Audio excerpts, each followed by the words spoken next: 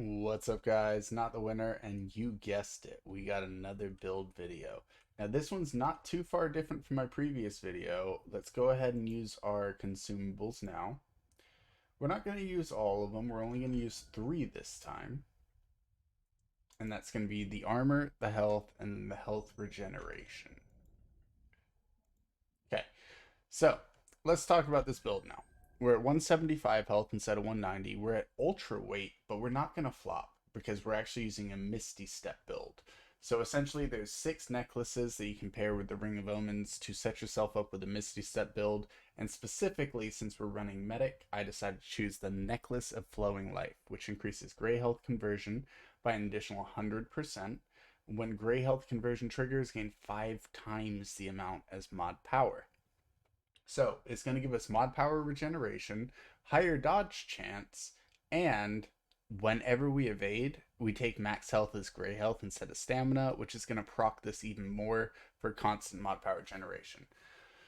What did we lose from the previous build? Now, we lost 15 health, we lost 15 stamina. That's threatening. We also lost the encumbrance, but that's not an issue because we're running Misty Step. Basically, Misty Step is past the best of all evade. So you could run the ring that gives you the best evade. Misty Step's still going to be slightly better due to better immunity frames. It makes you do this. So you warp. And it's going to cost my health instead of my stamina. So, still have our Ring of Crisis, still have Hardened Coil, and still have Seal of Empress. So we're getting our max health, we're getting extra DR as our health drops, which it will from this. And then we're getting our Ring of Crisis in case it goes too low. We did take off our Amber Moonstone. So Amber Moonstone was when our health gets too low, we get the additional 25% DR. So missing that is kind of huge. We got to worry about that. We're still running the same basic weapons here, same kind of idea, Refunder and Bandit, and then Shield Breaker on this. And everything else is basically the exact same over here. So with this build, we have Alchemist for the extra concoctions. We have Medic because specifically, if you look at Alchemist, we get some extra buffs constantly from everything and more resistance whenever we're healing. But then we get the stagger resistance from Benefactor.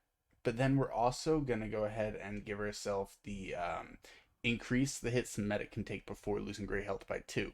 So we don't lose gray health as often. And then when we do get gray health, we're going to get more gray health rather than losing more health.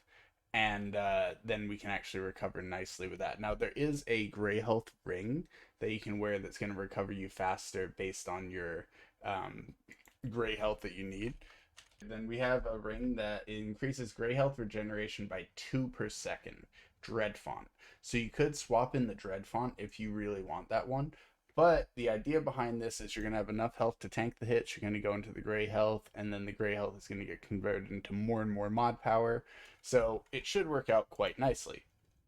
Now, once again, with the traits, guys, one thing that you can do here, I haven't changed up my traits since my previous build, but one thing I might do is maybe remove all of Shade Skin since we're running an Alchemist, and finish up maxing out Untouchable. And instead of finishing up Bark Skin, if you want, now here's one that has like a negative and a positive. Where is it? Where is it? It's the one that makes you dodge further. So let's just roll across each one. Evade distance fitness. So honestly, like you could add some points to this for higher evade distance for some of the harder bosses in the game, but realistically, if you add enough to Untouchable, you're going to be fine. I'm going to show this off without Untouchable max so you can see that it even has room for improvement. And we have the stagger resist whenever we use the relics and whenever we use, here, let's swap this. I was looking for an item earlier, so let's go to Apocalypse.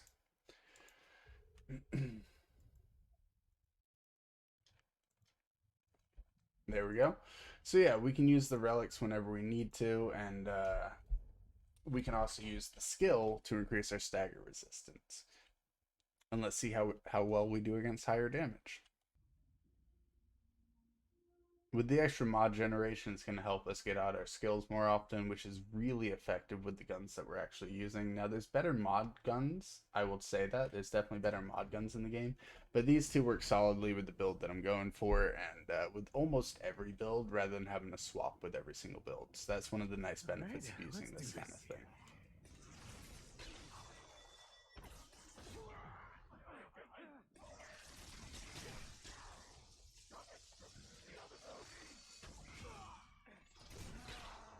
Okay. So yeah, we're still able to tank some very decent hits. We're not really worried about that. We can just rush through most enemies without using any of our skills. But we do have Misty Step if we choose to dodge. So let's draw a bunch of enemies.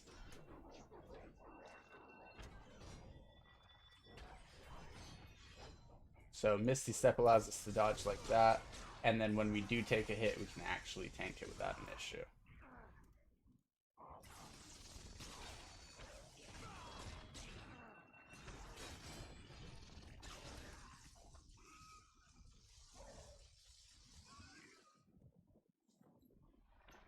Get a quick reload there. And we're going to head on down to some of the beefier mobs. There's going to be 2 elites as we head down this path. One here, one way lower. All right, come and get some.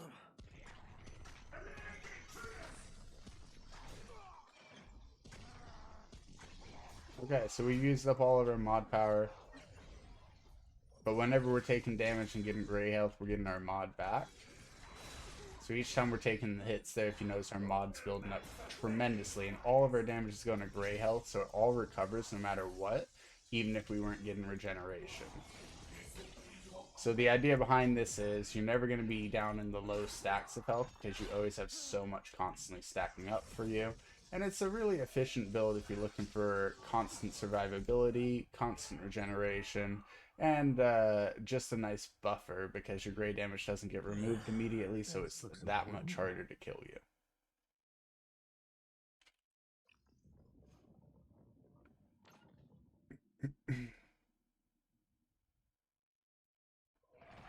We're going to draw these ones down. And having Misty Step really helps for some of those late game bosses like in Root World. So if you are struggling with those, this build is going to be what you need. The previous build should be able to tank almost any of their hits. If you do roll the hardest possible affixes, then it should still tank at full hit points. But if you are lower than that, then a nice dodge can do you well.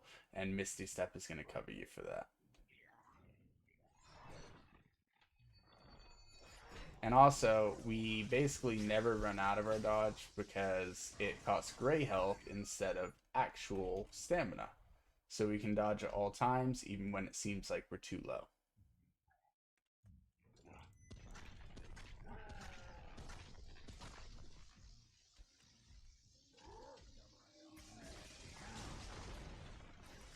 So Misty Step's immunity frames kept us from taking the hit there. We would have actually taken damage otherwise.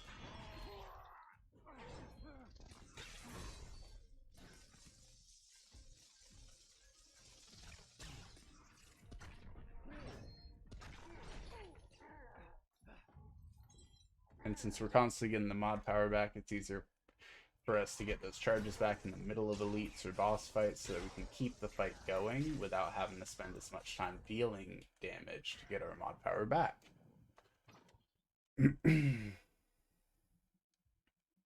So we've made it past the majority of the zone. Now we got the drop down blue guys. We got the one up here, and then the other 2 start on the ground.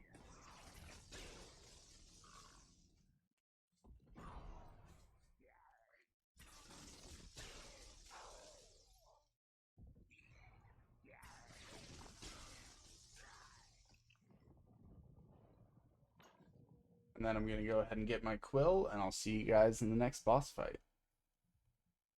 Alright guys, I've rolled a few times, and I keep on getting the bosses that I know for a fact can't kill me, and are very, very boring for you guys to watch. So what I'm going to talk about is the downfalls of this build for you guys to actually get to know those.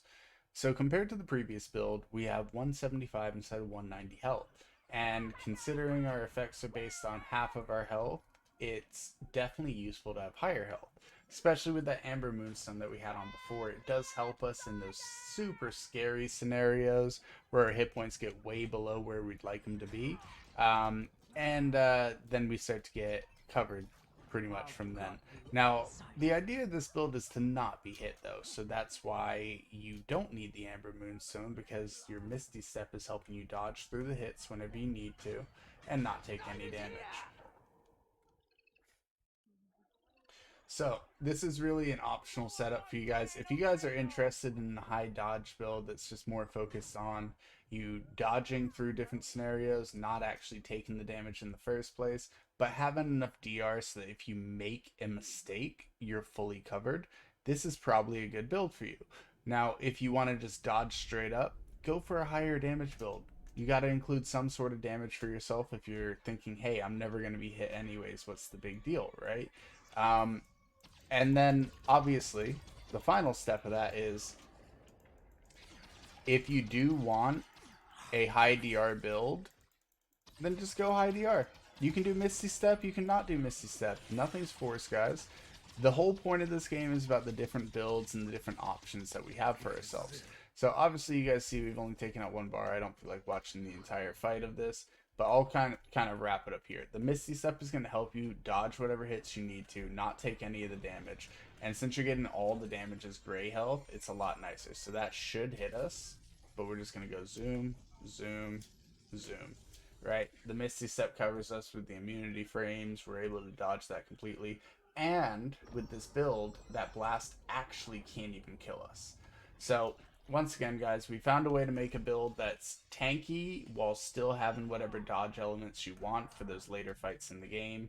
And if you guys do not want the Misty Step setup here because you guys want to run a different necklace, feel free to run a different necklace. The gray health conversion is one of the biggest parts of this build, so I would definitely focus on that if you're going for this exact build.